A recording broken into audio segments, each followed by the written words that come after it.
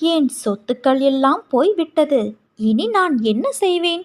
அடுத்து ஏதாவது வியாபாரம் செய்ய வேண்டுமென்றால் முதலீடு தேவைப்படும். எதை வைத்து நான் முதலீடு செய்ய என்று கலங்குகிறாய்? யாரிடமும் இல்லாத மிகப்பெரிய சொத்து உன்னிடம் இருக்கிறது. அதை வைத்து நீ இழந்ததற்கும் மேலாக நீ சம்பாதிக்கலாம். என்ன சொத்து என்னிடம் இருக்கிறது?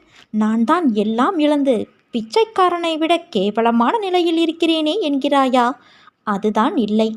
உன் கையில் இருப்பது சாயி என்ற அற்புதங்களை நிகழ்த்தக்கூடிய மிகப்பெரிய புதையல். அந்த புதையலை நீ மிகவும் சரியான முறையில் கையாண்டால் உன் கஷ்டங்கள் எல்லாம் நொடிப்பொழுதில் தீர்ந்துவிடும்.